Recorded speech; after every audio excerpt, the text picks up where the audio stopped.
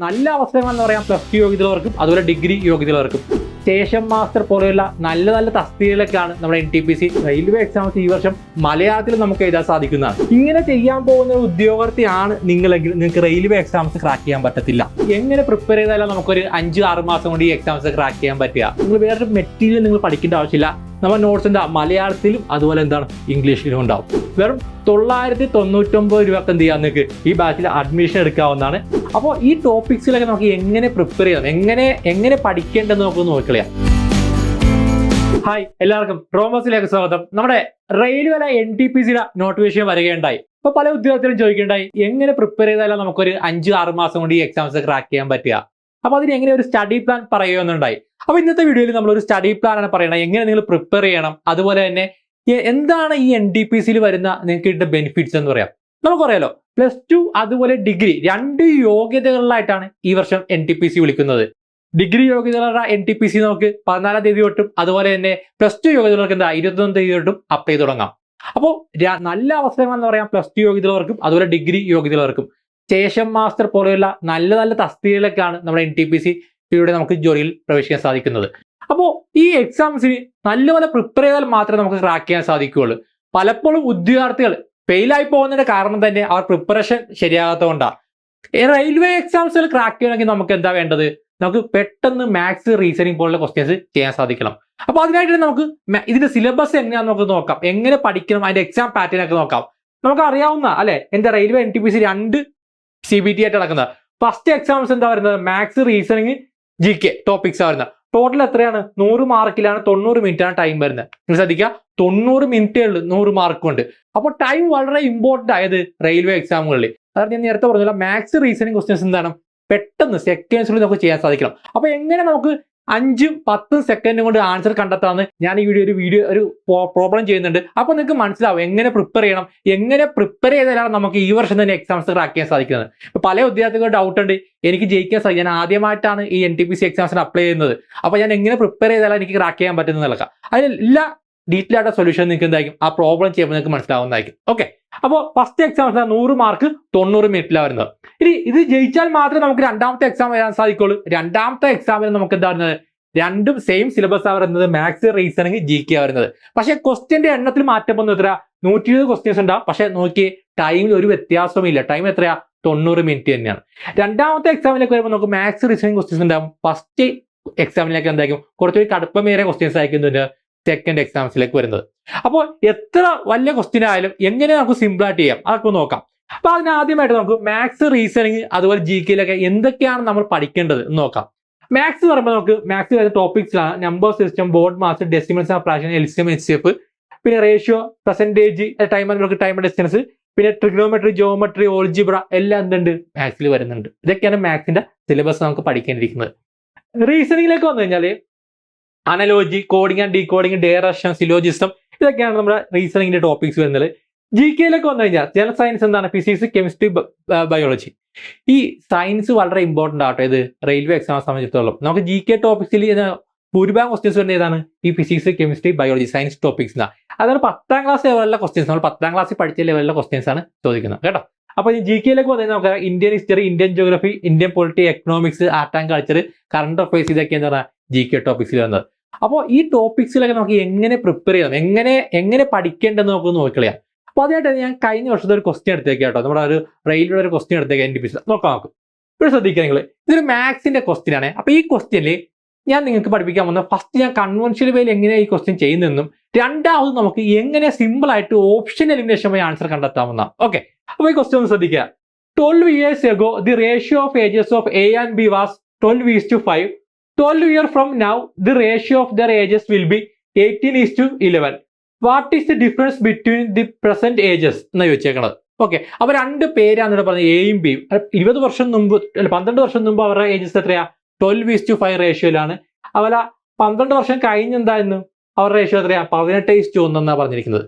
അപ്പോൾ ഇങ്ങനത്തെ ഒരു ക്വസ്റ്റ്യൻ വരുമ്പോൾ നമ്മൾ സാധാരണ നമ്മൾ ചെയ്യുന്ന ഈ ബുക്കിൽ നോക്കിയാലോ അല്ലെങ്കിൽ പല യൂട്യൂബ് ചാനൽസിലോ അതൊക്കെ എന്തായി കൺവെൻഷണൽ വേയിലാക്കി നിങ്ങൾ ചെയ്യണം അല്ലെ. അപ്പോൾ ഈ ക്വസ്റ്റ്യൻ നോക്കി തന്നെ കൺവെൻഷണൽ വേ ചെയ്യാൻ നോക്കാം.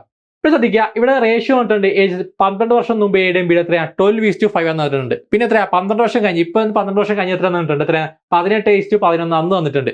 അപ്പൊ ഇതിന് നമുക്ക് എന്ത് പറയാം, എയുടെ ഏജ് നമുക്ക് എന്ത് പറയാം, 12x എന്ന് നമുക്ക് എടുക്കാം അല്ലെ. എയുടെ ഏജ് എത്ര 12x എന്ന് എടുക്കും. അതുപോലെ ബിയുടെ ഏജ് എന്തായിരിക്കും നമ്മൾ എടുക്കുന്നത് 5x എന്ന് എടുക്കും. എത്ര 12 വർഷം മുമ്പ് എയുടെ ഏജ് 12x എത്രയാണ്, ബിയുടെ എത്രയാണ് 5x എന്ന് എടുക്കും. അങ്ങനെ അപ്പൊ പിന്നെ 12 വർഷം ഫ്രം നൗ ആണ്. അപ്പൊ എത്രയായി 12 വർഷം മുമ്പ് അല്ലെ. നിങ്ങൾ ശ്രദ്ധിക്കുക, 12 വർഷം ഇത് പ്രസന്റ് ഏജ് ആയിട്ട് വന്നേക്കണം. ഇത് എത്ര 12 വർഷം മുമ്പ് അല്ലെ, എഗോ വന്നേക്കുന്നത്. പിന്നെ 12 വർഷം കഴിഞ്ഞു. അപ്പൊ ടോട്ടൽ എത്രയാ 24 വർഷം. ടോട്ടൽ എത്രയാ 24 വർഷം കഴിഞ്ഞ് അവരുടെ റേഷ്യോ ഏജ് എന്ത് വരും 18:11 വരും അല്ലെ. അപ്പൊ എത്രയാ 12x + 24, അതുപോലെ 5x + 24 18/11 വരും. ഓക്കെ, ആ 24 എന്താണെന്ന് നിങ്ങൾക്ക് മനസ്സിലായോ? 24 വെച്ചാൽ മതിയല്ലോ. 12 വർഷം മുമ്പും ഇപ്പൊ പ്രസന്റ് നിന്ന് എത്രയാ 12 വർഷം കഴിഞ്ഞു. അപ്പൊ ടോട്ടൽ എത്രയാ, ഇവിടുന്ന് 12, ഇവിടുന്ന് 12. അപ്പൊ ടോട്ടൽ എത്രയാ 24 വർഷം. അതാണ് 24 എടുത്തത്. അപ്പൊ 12 + 24 / 5 + 24 എന്ന് പറയും = 18/11 വരും. ഇത് ക്രോസ് മൾട്ടിപ്ലൈ ചെയ്യുക. ക്രോസ് മൾട്ടിപ്ലൈ ചെയ്യുമ്പോൾ 132x + 264 = 90x + 432 എന്ന് വരും. ഇത് സിംപ്ലിഫൈ ചെയ്യുമ്പോൾ നമുക്ക് എക്സിന്റെ വാല്യൂ എന്ത് കിട്ടും, എക്സിന്റെ വാല്യൂ നമുക്ക് 4 എന്ന് കിട്ടും. ഓക്കെ, എക്സിന്റെ വാല്യൂ 4 എന്ന് കിട്ടിക്കഴിഞ്ഞാൽ നമുക്ക് എന്താ എക്സിന്റെ വാല്യൂ കിട്ടി അല്ലെ. ഇനി 12 years ago എന്ന് പറഞ്ഞേക്ക് എത്ര 12x എന്ന് പറഞ്ഞേക്കണം എയുടെ അല്ലെ.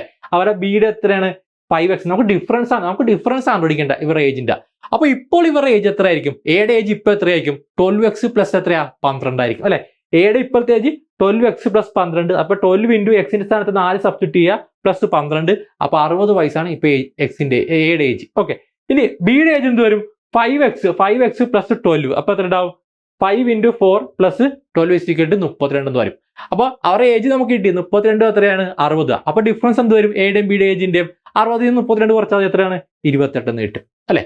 നിങ്ങൾ എന്ന് ആലോചിച്ച് നോക്കാം മക്കളെ, ഈ ഒരു ക്വസ്റ്റ്യൻ നിങ്ങൾ ഈ കൺവെൻഷണൽ വേയിൽ ഇത്ര സ്റ്റെപ്പ് ചെയ്തിട്ട് നിങ്ങൾ ചെയ്യുകയാണെങ്കിൽ നിങ്ങൾക്ക് 2ൽ കൂടുതൽ മിനിറ്റ് എടുക്കും അല്ലെ. ഏകദേശം എത്രയാ 2ൽ കൂടുതൽ മിനിറ്റ് എടുക്കും നിങ്ങൾ ഈ ക്രോസ് മൾട്ടിപ്ലൈ ചെയ്ത് കാൽക്കുലേറ്റ് ചെയ്ത് വരുമ്പോൾ അല്ലെ.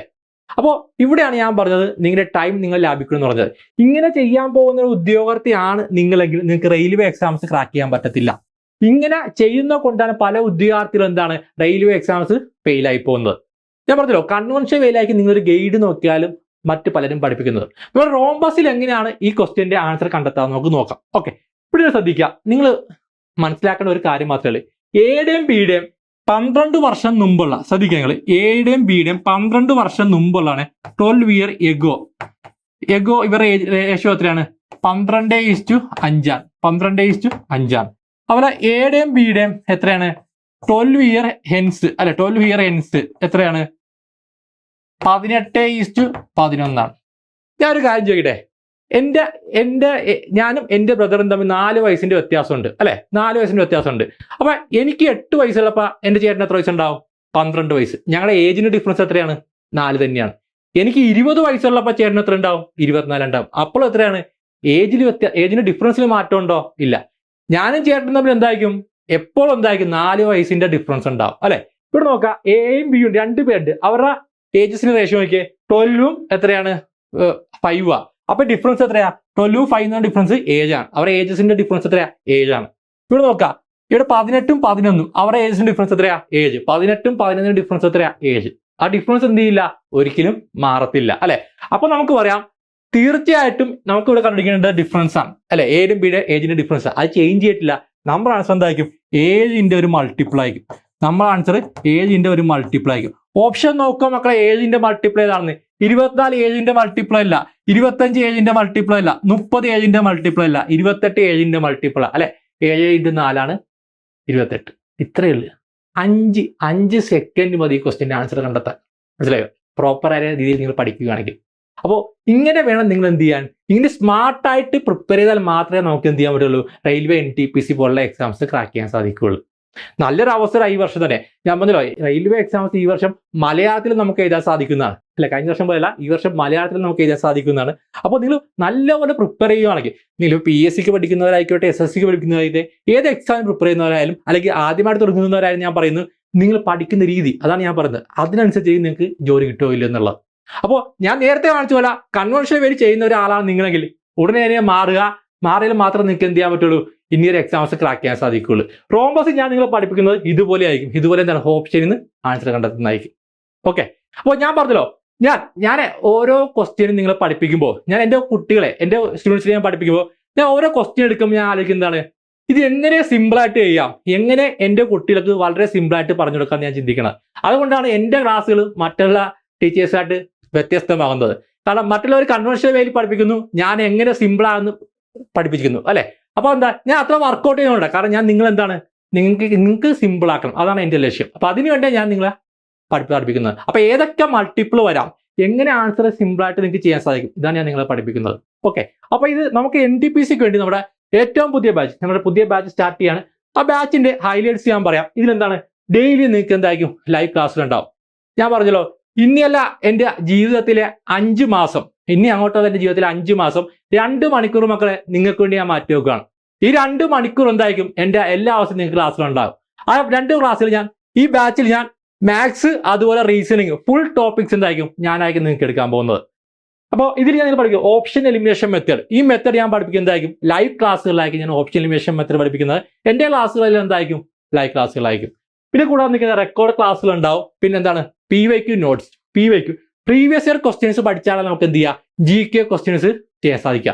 GK കടല് പോലത്തെ ടോപ്പിക്കാണ്, അല്ലെ? അപ്പോൾ നിങ്ങൾ പഠിക്കാൻ പോയാൽ നിങ്ങൾക്ക് കുറെ പഠിക്കേണ്ടി വരും. നിങ്ങൾക്ക് എന്താണ് PYQ, അത് സോർട്ടഡ് ആയിട്ടുള്ള നോട്ട്സ്, ഷോർട്ട് ആയിട്ടുള്ള PYQ നോട്ട്സ് ഇട്ട് നിൽക്കുന്നത്, അത് മാത്രം പഠിച്ചാൽ നിങ്ങൾക്ക് നല്ലൊരു മാർക്ക് സ്കോർ ചെയ്യാൻ സാധിക്കും. അപ്പോൾ PYQ നോട്ട്സ് ഉണ്ടാവും, സോർട്ടഡ് നോട്ട്സ്. നിങ്ങൾ വേറൊരു മെറ്റീരിയൽ നിങ്ങൾ പഠിക്കേണ്ട ആവശ്യമില്ല. നമ്മുടെ നോട്ട്സ് എന്താ മലയാളത്തിലും അതുപോലെ എന്താണ് ഇംഗ്ലീഷിലും ഉണ്ടാവും. ഞാൻ പറഞ്ഞല്ലോ, കേരളത്തിൽ മലയാളത്തിൽ തരുന്ന ഒരു പ്ലാറ്റ്ഫോം നമ്മുടെ എന്താണ് മലയാളത്തിലുണ്ടാവും, ഇംഗ്ലീഷും നിങ്ങൾക്ക് നോട്ട്സിലുണ്ടാവും. പിന്നെ അതുപോലെ എന്താണ് മോക്ക് ടെസ്റ്റ്. ഇതെല്ലാം പഠിച്ചു കഴിഞ്ഞാൽ നിങ്ങൾ ലൈവ് ക്ലാസ്, റെക്കോർഡ് ക്ലാസ്, ഇതുപോലെ PYQ അല്ല നോട്ട്സ് എല്ലാം പഠിച്ചു നിങ്ങൾക്ക് എക്സാം ഉണ്ടാവും. മോക്ക് ടെസ്റ്റ് അടിച്ചാൽ ഞങ്ങൾക്ക് മനസ്സിലാവും നിങ്ങൾക്ക് ആർക്കൊക്കെയാണ് നിങ്ങൾക്ക് സ്കോർ ചെയ്യുന്നത്, നിങ്ങളുടെ വീക്ക് പോയിന്റ് എവിടെയാണെന്ന് മനസ്സിലാവും. അപ്പോൾ വീക്ക് പോയിന്റ് മനസ്സിലാക്കിയിട്ട് നിങ്ങൾ പേഴ്സണൽ മെന്റർഷിപ്പ് ഈ ബാച്ച് ഉണ്ടാക്കുന്ന മെന്റേഴ്സ് കൃത്യമായി നിങ്ങൾക്ക് പറഞ്ഞു തരും എവിടെയാണ് നിങ്ങളുടെ തെറ്റ് പറ്റിയിരിക്കുന്നത്. ആ തെറ്റ് നിങ്ങൾ എങ്ങനെ തിരുത്തണം. ആ തെറ്റ് തിരുത്തിയാൽ മാത്രമല്ല മക്കളെ നിങ്ങൾക്ക് ഒറിജിനൽ എക്സാംസ് എന്ത് ചെയ്യാൻ പറ്റുള്ളൂ, നല്ല മാർക്ക് സ്കോർ ചെയ്യാൻ സാധിക്കുള്ളൂ. അപ്പോൾ ഇതാണ് നമ്മുടെ ബാച്ചിന്റെ ഹൈലൈറ്റ്സ് വരുന്നത്. ഓക്കെ, അപ്പോൾ ഈ ബാച്ചിന്റെ ഏറ്റവും പ്രത്യേകം എന്ന് പറഞ്ഞാൽ ഞാൻ പറഞ്ഞത്, ഞാൻ പറഞ്ഞില്ല റോംബസ് ആദ്യമായിട്ടാണ് നിങ്ങൾക്ക് എന്താ ഒരു ബാച്ചിന് എത്ര 999 എന്ന കോഴ്സിൽ ഞങ്ങൾ പഠിക്കുന്നത്. അതായത് വെറും 999 രൂപക്ക് എന്ത് ചെയ്യാം, നിങ്ങൾക്ക് ഈ ബാച്ചിൽ അഡ്മിഷൻ എടുക്കാവുന്നതാണ്. ഞാൻ പറഞ്ഞല്ലോ സെപ്റ്റംബർ 25 നമ്മുടെ ബാച്ച് സ്റ്റാർട്ട് ചെയ്യുന്നത്. ഈ മാസം സെപ്റ്റംബർ 25 നമ്മുടെ ബാച്ച് സ്റ്റാർട്ട് ചെയ്യുന്നത്. ലിമിറ്റഡ് സീറ്റ്സ് മാത്രമേ ആദ്യത്തെ കുറച്ച് കുട്ടികൾക്ക് മാത്രമേ ആയിട്ടുള്ളൂ നമുക്കുള്ളൂ കേട്ടോ. അപ്പോൾ ഇതിനെക്കുറിച്ച് കൂടുതൽ വരുന്നതാണ് നിങ്ങൾക്ക് എന്ത് ചെയ്യുക, ഈ താഴെ കാണുന്ന നമ്പറുമായിട്ട് ബന്ധപ്പെടുന്ന.